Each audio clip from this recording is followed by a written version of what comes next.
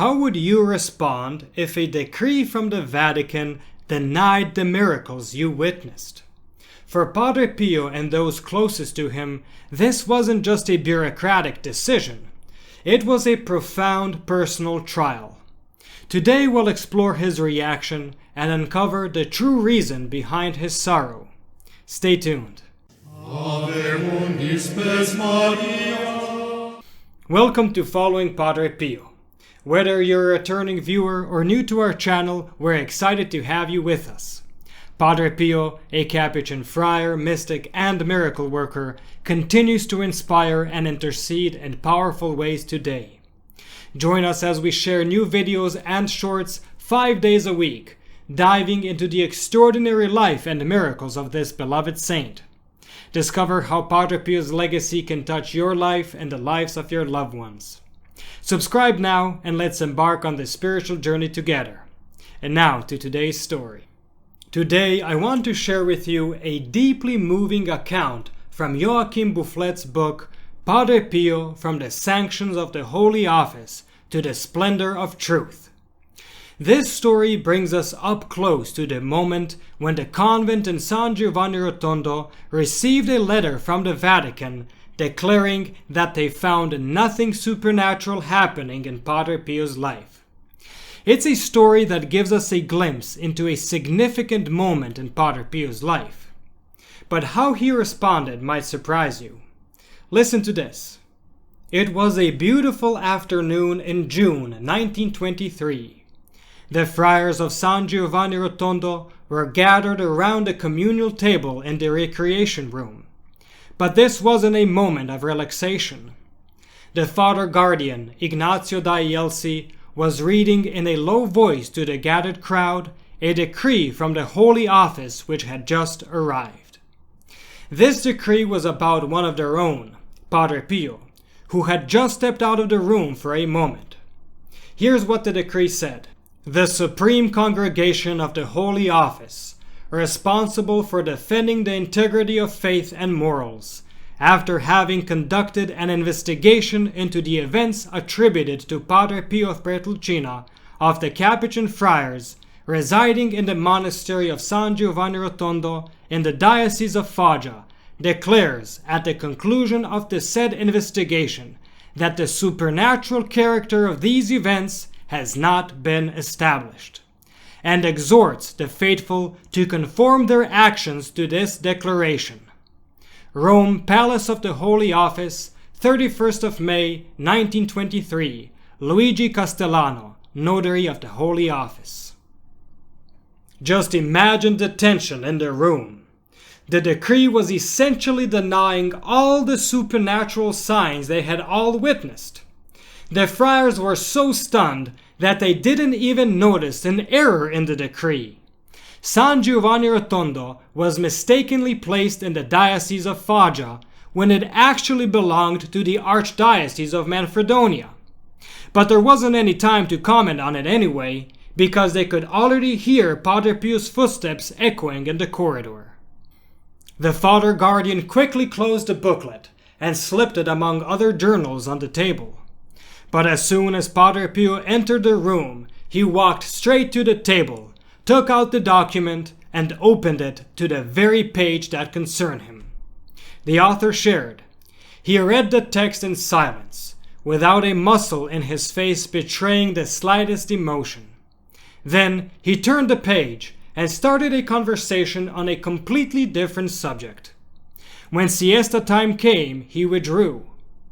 Emanuele Brunato, one of Padre Pio's spiritual sons who was there at the time, followed Padre Pio to his cell.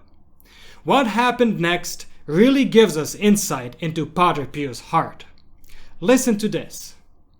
Without a word, Padre Pio goes to the window. He looks at the landscape stretching out as far as the eye can see. From the sleepy city at midday, with its houses staggered along the hillside, further away, the sun-drenched fields of ripe wheat stretch to the city, interspersed here and there with dark woods and silver bands of olive trees broken by the tender green of the vineyards. Padre Pio closes the curtain. Brunato continues. Suddenly he turned, breaking into tears. Throwing myself at his feet, I embraced his knees. Father, you know how much we love you. Our affection must comfort you. But Padre Pio's response was harsh, almost like a reprimand. Do you not understand, my son, that I am not crying for myself? I would have less work and more merits. I weep for all those souls deprived of my testimony by the very ones who should defend it. Still kneeling, Brunato buried his face in Padre Pio's habit. More than anyone he could understand, for it was precisely Padre Pio who had transformed his life just 3 years earlier. Brunato was once a reckless man, ruined by gambling and illicit affairs. In his own words, women attracted me more than work, and the night more than the day. But after reading about Padre Pio in a newspaper, he decided to visit San Giovanni Rotondo. Upon arrival, Padre Pio noticed him among the pilgrims and looked at him with such intensity that it felt like he was staring into the very depths of his soul. This profound encounter led Brunato to repent for his sins. He made a general confession with Padre Pio, who accepted him as his spiritual son. Brunato's life was never the same again. So if anyone understood what many sinners would be missing out on with the new decree, it was precisely Emanuele Brunato. End of story.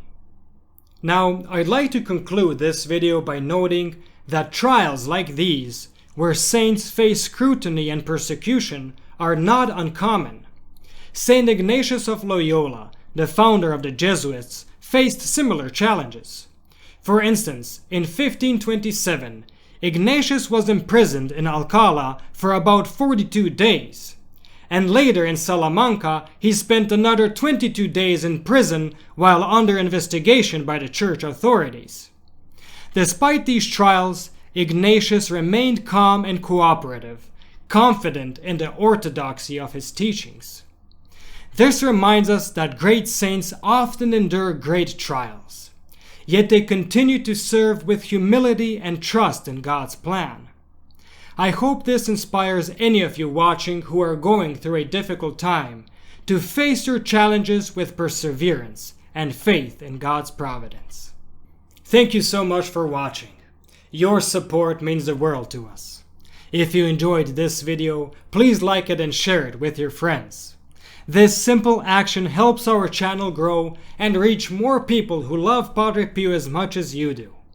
We have more inspiring Padre Pio stories and reflections waiting for you. Check out the specially recommended videos on the end screen, or click the links in the description below for a full selection of great content, including our Padre Pio Thoughts for the Day playlist.